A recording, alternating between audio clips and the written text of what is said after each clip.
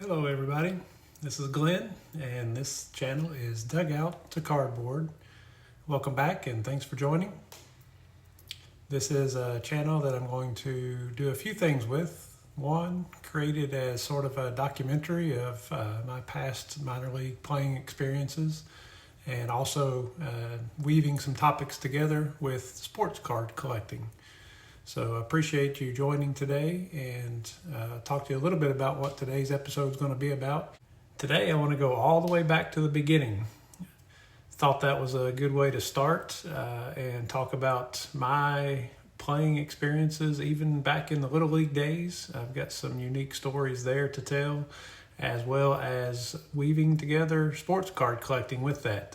One of my projects that I have taken on since I've rejoined the hobby this past January is to collect cards of my teammates, it made sense, right, with minor leagues and collecting cards of people I played with and played against and things like that. But with my unique experience all the way back to Little League days, I've got some stories to tell with sports card collecting with teammates in my Little League days as well.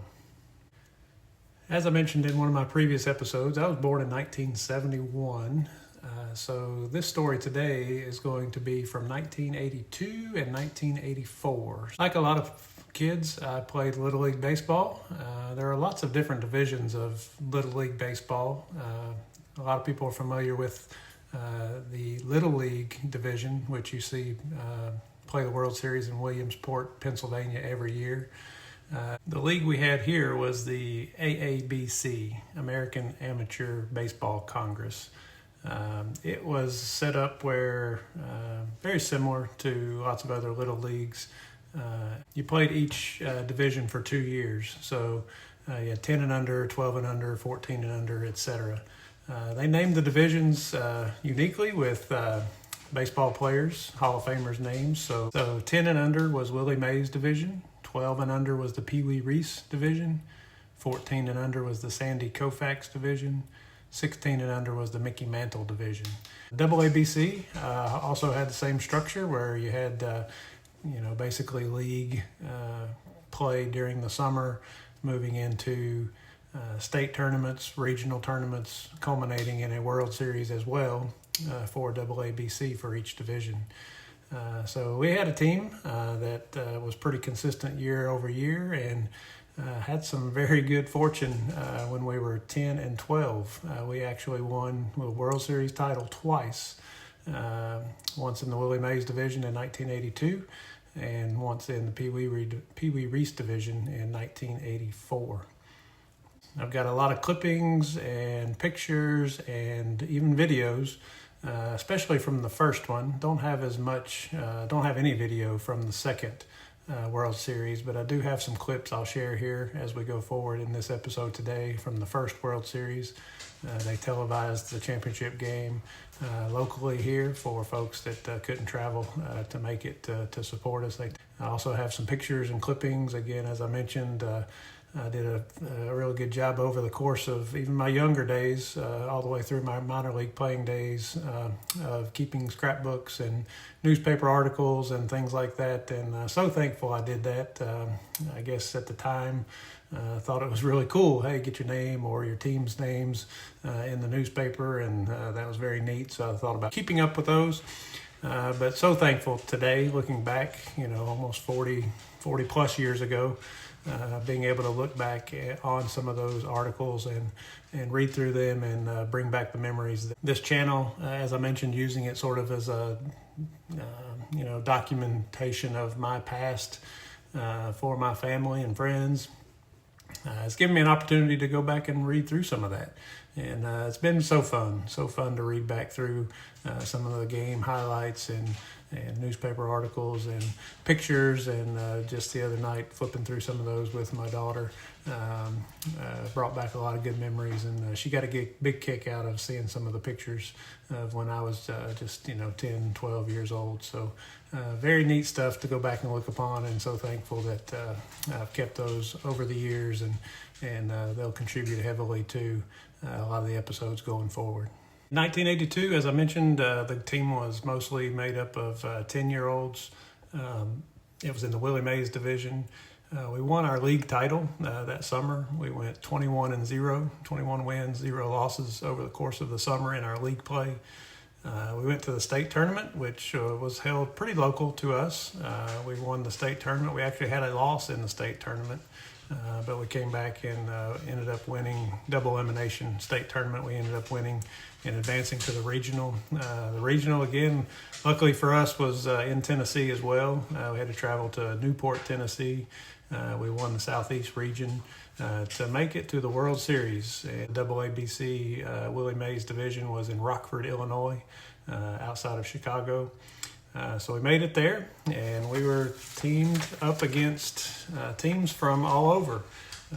I'll share this clip here that shows a picture of the standings of the Willie Mays World Series. You can see the teams ranged from ourselves, obviously. I came from a little suburb called Colonial Heights, Tennessee. Sterling Heights, Michigan was a team there. Willowville, Ohio. Carolina, Puerto Rico. So it wasn't just United States, driven. It was also Puerto Rico was involved in this organization as well. Pico Rivera, California. Rockford, Illinois, Brooklyn, New York, Wichita, Kansas, and Dallas, Texas. So those were the winners of each of the regions. We all joined together in Rockford, Illinois, late summer to go through a World Series competition, double elimination, very similar to all the other World Series that you've seen in the Little League organizations. First game, we beat Texas 7-2. Second game, we beat Ohio 11-3. Made it to the fourth round and beat the Rockford, Illinois team 7-3. And then beat Sterling Heights, Michigan 5-4. That was the championship game of the winners bracket. So that put us into a position where we had to be beaten twice in order to lose the World Series title. So we waited to see who would come back out of the losers bracket. The team we beat, Sterling Heights, Michigan, went down to play Puerto Rico in the losers bracket, and they defeated Puerto Rico to come back for a rematch for the championship game. And again, we only had to win one game. They had to beat us twice in the final day, and we were fortunate enough to pull out the first game 5-4. So we were World Series champions in 1982. That culminated our Willie Mays championship season in a record of 36 wins and 1 loss. Pretty impressive year for a bunch of 10-year-olds, so a very awesome year for us and the team that year. In 1984, our travels were very similar in the Pee Wee Reese division. We went through the local league play during the summer, made it to the state tournament, and defeated teams like Knoxville Falcons, Memphis Tigers, and another team local to us, the Bloomingdale team, was one of our rivals all throughout the year. We ended up beating them in the championship game to make it to the regional. The regional that year was in Atlanta, Georgia, Southeast region. And we ended up playing 2 teams from Georgia. North Clayton, Georgia, beat the Florida Panthers, and we beat Gresham Park, Georgia, to make it to the World Series again for the second time in 1984. The World Series that year for Pee Wee Reese division was also in Atlanta, Georgia, so we made a return trip to Atlanta after the regionals. We played Westland, Michigan the first game, played Dallas, Texas the second game, won both of those, made it to the championship game of the winners bracket against the Puerto Rico team. Puerto Rico team beat us that game 5-4 and sent us to the losers bracket. So after getting into the losers bracket, we faced a team from Ohio and won that game and won the opportunity to go back to face Puerto Rico again. It was our turn coming from the losers bracket to have to win 2 games and beat Puerto Rico twice in order to win the championship. We ended up having a great day, obviously.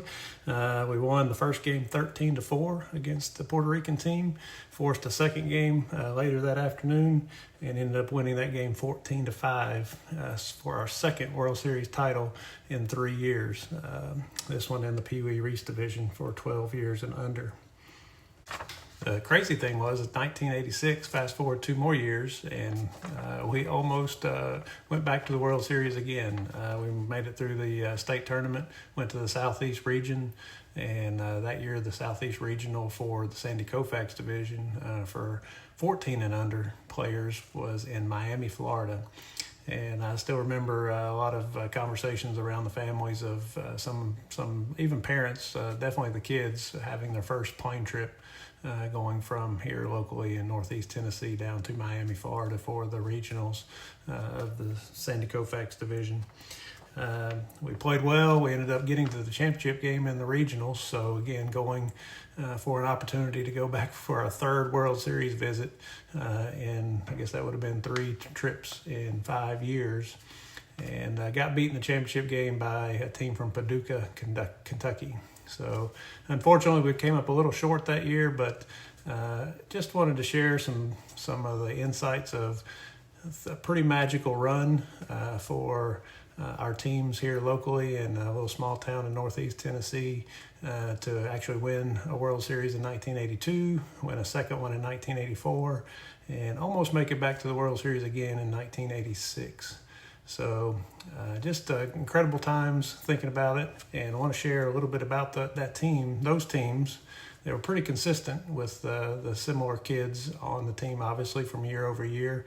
A little bit of turnover, but pretty solid base that played on each of those teams. And we want to share a little bit of stories and how that ties into sports card collecting. So as you can imagine, a lot of the kids playing on those teams, our goals and our dreams were to play professionally and play in the major leagues. And we were all having those dreams, and some of the dreams came true. And I want to tell you a little bit about the teammates that I had during those times and where some of those teammates ended up with chasing those dreams. First, I want to show you some pictures to demonstrate some of the things I just went through. Here is a team picture from our Willie Mays Championship return home. This was the 10 and under 1982. This picture was taken the morning that we arrived back in town here at that point it was in Kingsport, Tennessee. We had chartered a bus for the players and the families. And if I remember right, we arrived home. We drove basically through the night and arrived at home very early in the morning. So we all, were happy to be home, elated to celebrate a championship. And you can see this was a picture in front of the bus with the 2 coaches in the background, Sam Fitzpatrick on the right, Danny Stedman on the left, and holding the banner for our national championship for Willie Mays in 1982. Team shown there, and again, just a great group of guys that we had a lot of fun with as we grew up over the years, and even continued on through high school with most of these folks. So awesome set of guys that I want to talk about, but I'll go to the next picture. Next picture is a picture of our second championship, and this actually was taken on the field after the game in Atlanta in the 1984 championship game. Pee Wee Reese banner you see being held up there by the 3 coaches. The one coach on the left, similar coach, Danny Stedman, was a coach on the first team as well. The head coach was in the middle, Bill Burgess, and then Bert Carter on the right-hand side. And then you can see the team there. So awesome, again, accomplishment by this group of kids. And we had an incredible time playing together and lots of fun memories. So looking at the combination of those 2 teams, we had players that played on both teams, 1982 and 1984. Joel Bishop, Stacy Carter, Lane Corum, myself, Glenn Cullip, David Fitzpatrick, Andy Montgomery, Scott Nelson, Dallas Reinhardt, Billy Stedman, Michael Kassem, Brian Lawson. We had 11 players that played on both teams, so as you can see, a pretty consistent team between the 2. Players that only played on the first team were Jason Buchanan and Jimmy Alder and Bubba Trammell. And then players that only played on the second team, Jeff Miller, Frank Baker, Mark Blevins, and Steve Cooper. So again, awesome set of guys, and I had a lot of fun with both of those teams. But again, those 11 that were consistent year over year, and even in 1986, when we almost made it back to the World Series, it was basically that same group of folks. I don't have the clippings for that year. I must have done slipped a little bit on keeping the newspaper clippings from 1986, so I don't have any of those. But very similar, I would imagine at least 10 or so, if not all, were on that 1986 team as well. Just looking through the names, I think that is probably correct. So again, great set of guys, and we learned a lot as we were growing up, and we learned how to play the game. And as I mentioned, most everybody probably had the dreams of growing up and playing professional baseball, and that's what's going to lead me into weaving this topic into sports card collecting. You'll recognize this card. This is my card, my first card, one of my first cards in 1992, playing for the Princeton Reds. I've got this picture on my banner, and you'll see my other cards as we continue on with this journey. We'll hold a lot of those stories and statistics for future episodes, but there's one player from the 1982 and 1984 teams. This is player number 2 that made it to the minor leagues, Dallas Reinhardt. He was a member of both championship teams, 1982 and 1984. He was actually MVP of the 1984 team.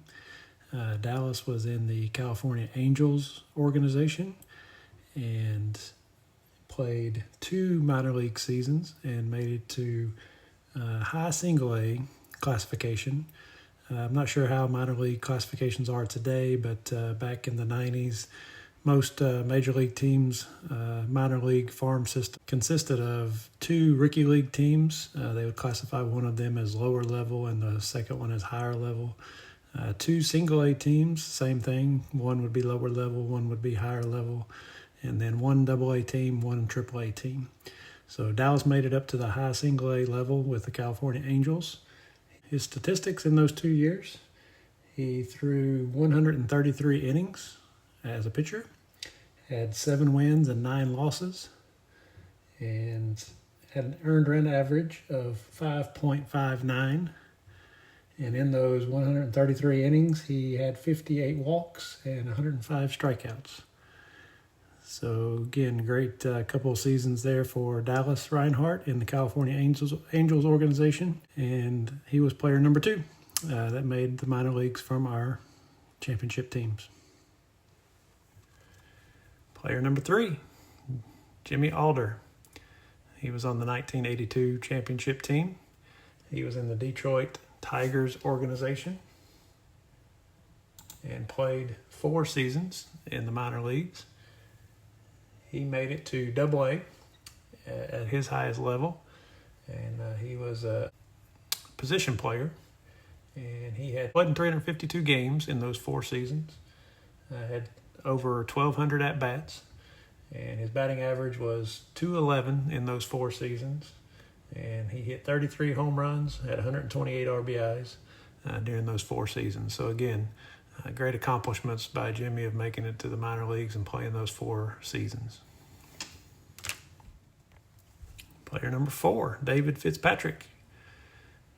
Made it also to the minor leagues, played 4 seasons, all in the, actually split time between the Los Angeles Dodgers organization and the Chicago White Sox organization. He played 4 seasons and made it to high single A as his highest level. He was a pitcher, had 5 wins and 7 losses in those 4 seasons, pitched 102 innings, and also had 10 saves, so a lot of bullpen time for David, very similar to me as some of the stories you'll hear in the future. Obviously, most of us were all starters as we were little leaguers in high school. We were the main starting pitchers, obviously, on our teams, but as we got into the minor leagues, there was some opportunity to, go different routes, and the bullpen was where I ended up in my minor league career, and it looks like David did as well. He started 3 games out of the 56 he pitched in 4 seasons, so mostly a bullpen guy here. He had In those 102 innings he pitched, he had 38 walks and 95 strikeouts. So again, 4 seasons for David in the minor leagues, and he was player number 4 off of that 1982 championship team. Player number 5, Bubba Trammell, was on the 1982 championship team, and Bubba reached the climax. He made it to the major leagues and played quite a few seasons. I'm going to read back through his statistics. In 1993, he started his minor league career. Bubba ended up making his major league debut in 1997 and played for 7 seasons, all the way through 2003 in the major leagues. Went through different organizations, started with Detroit, moved to Tampa Bay, ended up with the New York Mets, then the San Diego Padres, and closed his career in 2003 as a member of the New York Yankees. In those 7 seasons, he had over 2,000 plate appearances, with 82 home runs, 285 RBIs, 10 stolen bases, career batting average of .261. So awesome career by Bubba Trammell, and just great to look back on, playing with him when I was 10 years old in 1982 on the first championship team, and watching his career as he made it all the way through the minor leagues up to the major leagues and had a successful 7-year career there. Here's the back of Bubba's card. I thought this was a cool picture. Again, this is a major league card, obviously, so upper deck. And thought, as the card companies got more advanced, they started putting pictures on the back of cards as well. So there is a cool picture of Bubba signing a bat there on the back of his card. So thought that was a neat picture on the back. So there you have it, 5 players from that 10-year-old 1982 World Series champion team made it to play professional baseball. 4 of the 5 culminating their careers in the minor leagues, and 1 of the 5 making it to the major leagues and playing a successful 7 years. So I started thinking, how unlikely is that? How odd was that? And with the help of ChatGPT and the internet and things like that, came across some numbers, which again, don't take these to the bank, but looks like about a 0.5% chance that a Little League player would make it to the minor leagues and play professionally. So if you extrapolate that out, do the math, I'm not a statistics expert by any means, but what I was coming up with was about 1 in 420 million is the numbers I was seeing that are the odds that one 10-year-old team would end up having 5 of those players ended up playing professionally. So if you compare that to the odds of even winning the lottery these days, I think it was 1 in 250-ish million. So more likely to win the lottery than to have the 5 players on one 10-year-old team end up playing professionally. So just thought that was very cool. Again, the experiences I was able to share with teammates as we were growing up and learning the game. 10 years old, 12 years old, 14-year-olds, striving for the ultimate goal of playing professionally, and 5 of us ended up doing it. Just a special experience, special memories, and tying that together with collecting the sports cards of those players and sharing those here and documenting that along the way. Just very special. I don't want to fail to recognize folks as we're looking back and remembering these great times. A couple of different sets of people. One, obviously, the coaches that coached all my teams growing up. You're going to hear some more stories about coaches along the way, but these 10-year-old, 12-year-old, and 14-year-old teams had great coaches. I mentioned them as I showed the pictures, so appreciate the dedication it takes to provide to a set of players, the time it takes. As I've gotten older and had kids of my own and been a coach along the way for softball teams and basketball teams, I realized it takes a lot of time and effort and energy to do that. So just kudos to all the great coaches that led a young group of boys during this time, and did all the things that people don't even see in the background when it comes to leading men and turning them into leading kids and turning them into men, and teaching them along the way, not just the game of baseball, but all the things that come with the things you learn in baseball about life, and teamwork and camaraderie, and just how to go about living your life. Sports does a lot of teaching along the way, and the coaches that provide that teaching definitely don't get enough recognition, especially in those little league organizations. Second group is obviously our parents. Again, as I've gotten older and had the kids and gone through the experiences, it's a lot of work and time and money to do all the things that have to do to support kids as they're playing their sports and travel teams and chasing their dreams as little kids. So definitely want to have a shout out to all the parents, especially my own, for all the things that they did and sacrificed along the way in order for us as kids to enjoy playing the game and have fun, and again get so much out of it that here we are 40 plus years later, and just reminiscing about the great memories and great experiences we had. So again, thanks to all the parents out there that sacrificed for their kids. This game between the Colonial Heights Tennessee Rebels and the Wolverines of Michigan. Introducing first of all Tennessee, who is the visiting ball club. Leading off in catching, number 5, Joe Bishop. Batting second, 34, third baseman, 30, Andy Montgomery. Batting third in center field, 33, Stacy Carter. Batting cleanup in left field, 29, Bubba Trammell. Batting fifth in right field, number 1, Dallas Reinhardt. Batting sixth, shortstop, number 6, Jim Alder. Batting seventh, number 20, pitching, Dave Fitzpatrick. Batting eighth, 17, first base, Glenn Cullop.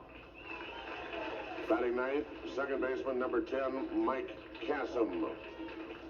And the rest of the Rebel Ball Club and coaching staff.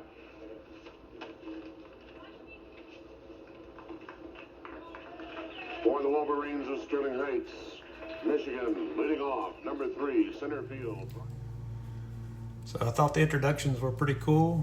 You saw the names I went through earlier, and then the 5 players that ended up playing professionally, you saw them get introduced there. So who was that guy without the hat? I don't know what I was doing or what I was thinking. Obviously ran out after introductions without the hat. You saw the glasses I wore at that point in time. So probably didn't look like an athlete much there. Weighed about probably 60 or 70 pounds soaking wet at that point. So I thought that was pretty funny that I forgot my hat as the introductions were made. So far, Glenn Cullop, and he shoots one past the third baseman down the left field line. Let's see if he goes for 2. He's going to make it. And he slides into second base. Glenn Cullop with a double down the foul line. And that was knocked by Tom Murray, who never had a chance at it. Because that's the only base the catcher doesn't have to throw to. That's true. Strike 2. Big cut by Brian Kelly, the first baseman. Now in the hole, to the plate. And you got to get that man up there, otherwise you have no chance of winning. The 3-2 pitch. Ground ball to short. Nice out, the throw in time. Alder does it again. And they're 1 out away, John. We're going to have a new World Series champion. Well, we knew that going in. Sure we did. Puerto Rico, winner 3 out of the last 4, were eliminated by Sterling Heights last night. We knew we were going to have a new one. Looks like it's going to be from the South. 2 strikes away from the championship. On deck, Tom Dabalski. Lines to left field. And it's caught, and the ball game is over. Bubba Trammell hauls in the fly ball, and Colonial Heights, Tennessee, is throwing its gloves, its hats, anything they can find in the air, because they have won it on this catch by Bubba Trammell in left field. He fades back, hauls it in over his head, and the championship belongs to Colonial Colonial Heights, Tennessee. They go through this World Series 5-0, winning here over Sterling Heights, Michigan, 5-3, Bill. What a great tournament. Great tournament for Colonial Heights and for Michigan. Both teams played very well. This game was just exactly like the game last night, but once again, Colonial Heights was equal to the task. They played outstanding defense. They got good pitching, and they got hits when they needed. This trophy in the middle is the most valuable player trophy. This trophy goes to a young gentleman who was a pitcher and an outfielder. I'm sorry, a pitcher and a first baseman. During the tournament, he had 1 pitching victory, 2 saves, hit .429. He had 3 hits today. Glenn Cullop of Colonial Heights, Tennessee. There it is. Glenn Cullop, a double and a single today. Glenn Cullop came in relief of Dave Fitzpatrick in the 5th inning. .429 for the series. The Olympians, the Rebels from Colonial Heights, Tennessee, who won 38 games this year and lost only 1, the Worley Mays World Series champions. One loss by this team, John Florentine. Bill Langston, just 1 loss, and that particular loss came during their state playoffs. They won 24 in a row. Then they came in here and blew out everybody, winning 12 straight, 36-1 record. And that has to be impressive, that's for sure. Okay, Jock, we are now back with the most valuable player, Glenn Cullop, first baseman pitcher. Glenn, fantastic day today. You went 3 for 3, a double and 2 singles. How do you feel? Well, it just feels great to win the World Series. It just feels great. You guys won 35. They contradicting the reports. 36-1, 1 record, 38-1. Someone else said that. You lost a game though in Tennessee, your state semifinals. How'd you feel about that when you guys lost that game? Did that bring you closer together? We were all down and we thought we were out there, but we weren't. We came back and won it. Okay.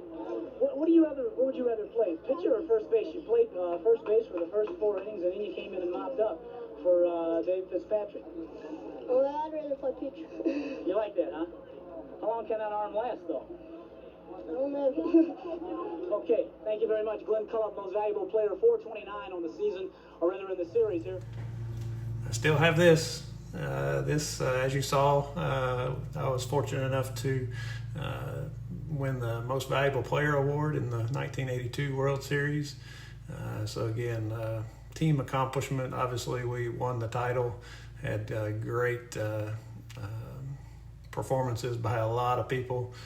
It just so happened that I was able and fortunate enough to take this home. So it's a little rough. The condition of the trophy, obviously, you're looking at something that's 43 years old now. So not in the greatest condition, but definitely something I still cherish and still have. So wanted to share that as a little memoir along the way. The interview at the end, definitely 10-year-old kid, definitely been interviewed for the first time by a television reporter or a sports commentator. So obviously don't even know what was going through my head at that point, but not the best interview in the world. Funny to look back on these days, but good times. And again, to spend some time looking back on the videos and the pictures and the newspaper clippings. It's been so fun to get back into that and rehash some of the memories and bring them up and enjoy and put smiles on faces of not just myself but my family as well as we look back through those. So appreciate you taking time today to go backwards on the journey with me and show you a little bit about how it all started, and also tying in the sports card collecting piece of showing the professional baseball cards of the 5 players off the 1982 team that ended up playing in the minor leagues. Again, huge accomplishment to all those folks, so congratulations to them for doing that, and congratulations to all the teammates I had along the way. It's a lot to be proud of, even though we were 10 and 12 at the time. Think back and winning 2 national championships, pretty big deal, and congratulations to all those teammates along the way. All right, thanks for joining, and look forward to seeing you again in the future.